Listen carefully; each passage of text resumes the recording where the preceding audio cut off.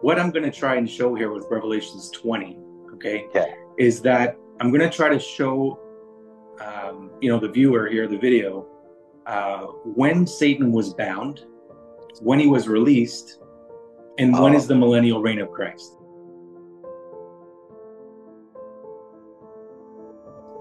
So, for example, when Satan is bound for 1,000 years, is that when the millennial reign of Christ takes place? Maybe not. I'm going to try to really determine what is the order of things. And so let's start Revelations 20, verses 1 to 3. And mm, so these three verses here, what they're focusing on is a point in time when Satan would be bound for 1,000 years and then released for a short season. And it's not necessarily, it's not the lake of fire just yet, because it's not an eternal judgment. It's simply a binding or a jail cell, if you will. And so this specific verse has to do with Satan being bound and cast out into this bottomless pit. Okay. yeah. So I wanted to determine, when did this happen? And so when I looked to try and find something in the Bible that would tell me when Satan was bound and when he was cast out, the two verses that I found were in the New Testament. One was found in Hebrews, and I quickly found out in chapter 2, verse 14, that Satan was actually bound at the cross. He Right. was made powerless. And the Amplified says he was ineffective, to render entirely useless. Satan was bound at the cross. And that's important to understand. Not only was he bound, but in John 12, verse 31, we find out that he was cast out, Mm, right? Jesus says, now the ruler of this world, Satan, will be cast out. Not in 2,000 years from now, right? And so at the cross, Satan was bound and cast out. He received a punishment. He was bound in the bottomless pit for 1,000 years. And so this was 2,000 years ago. And since then, Satan's been released, and he's in his little season as we speak. We don't know how long it lasts. We're definitely living in Satan's little season right now. So the question is, if Satan was in fact bound at the cross for 1,000 years, and Satan is in fact released right now, deceiving the nations, where is the millennial reign of Christ? Has it already taken place?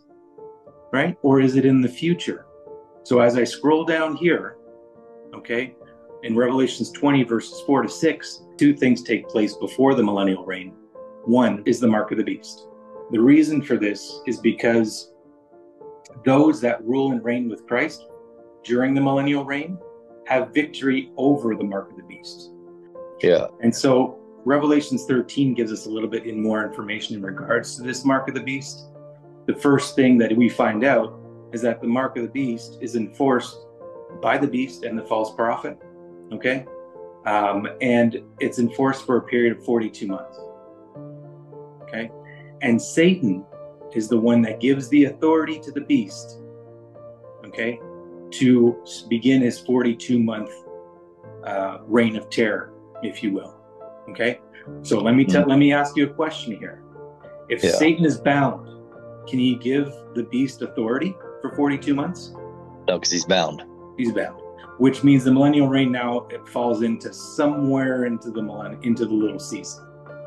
Okay, so not Hmm. only does Satan give the beast his authority and does he run for 42 months, Daniel 7 tells us that when the 42 months is completed, okay, so the saint shall be given into his hand and the beast for a time's time and half a time, that's 42 months. The courts are seated, and guess what? They take away Satan's dominion and consume it and destroy it forever. Forever. Not 1,000 years. We're not talking bottomless pit here. We're talking lake of fire. Okay, this is an eternal judgment after the 42 months. Okay, so what I'm left to try to tell you here is that this mark of the beast has to take place during the little season, and it has to take place at the end of the little season.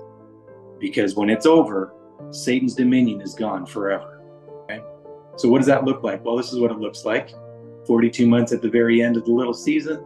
We have a first resurrection, and the millennial reign of Christ begins. Okay? Mhm. So we're gonna look at the last 4 verses here in Revelations 20, and I think this is when it's going to start to become a little more clear. Okay, so now when the 1,000 years have expired, Satan will be released from prison. Which 1,000 years is being referenced here? Is it the 1,000 years that Satan's bound in the bottomless pit, or is it the 1,000-year millennial reign? Well, it has to be the first one, because the second one says is after the end of the 42 months, his power is taken forever. Exactly. This is where a lot of mistakes are made, because when we read through Revelations 20, it's easy to assume that the 1,000 years being referenced here is the millennial reign of Christ. But it's not. Oh, It's man, I finally caught it. I see what this is crazy, bro. I see it. It's the 1,000 years when Satan is bound. Okay.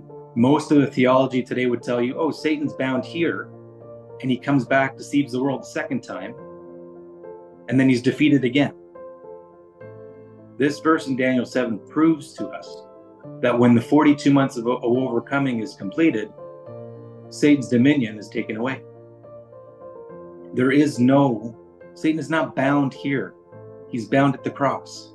If I was to put this on if I was to put ADs on here, it would be like 30 or 31 AD at the cross. And then the year 1031, he's released, or he's no longer made powerless. Right. Okay, in a sense. And he's able to, and he's given a time frame to go out and deceive the nations. Right. And we're living in that time frame right now. Yeah, it's just understanding that the 1,000 years referenced in verse 7 is the 1,000 years that that's where people bound. get Yeah. That's where they don't understand it. They read it chronologically, and they don't read it like it's a time within a time of itself. And they don't understand, and because they've been taught that the millennial reign of Christ happens simultaneously when Satan is bound. So their mind doesn't allow them to separate the two. So when you separate the two, it makes sense, right? And so watch this, Matthew. 3 things, 3 things need to happen, okay, before Satan's dominion is taken away forever. 3 things need to happen. Okay? Now watch this. What are they? Well, the battle of Gog and Magog, right? Yep. The 42 months. Right? Fire needs to come down from heaven and consume the adversary.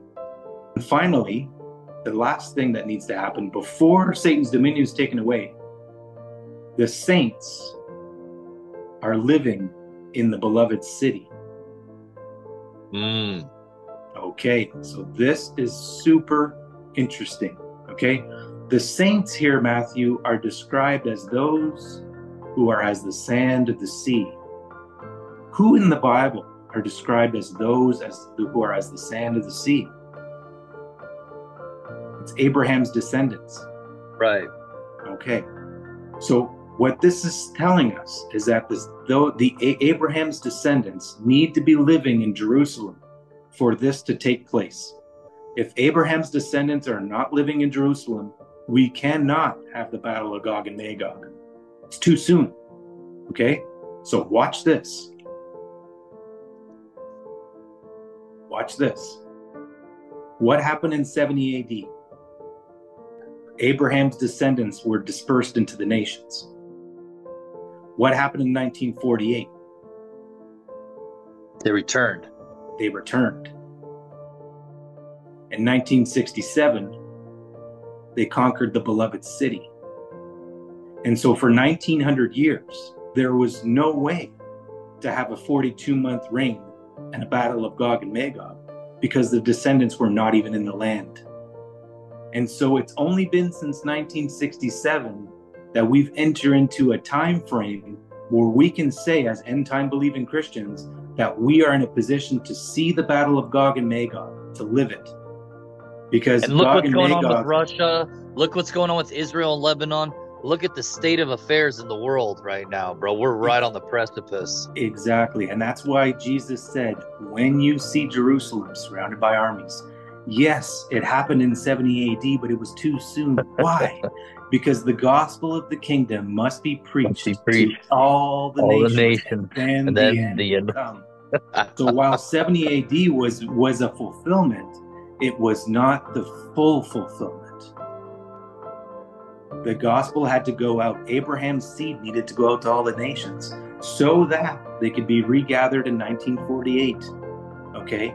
And now we're finally in a position where we could see the Battle of Gog and Magog take place after the 42-month rule of Satan through the Antichrist, through the beast.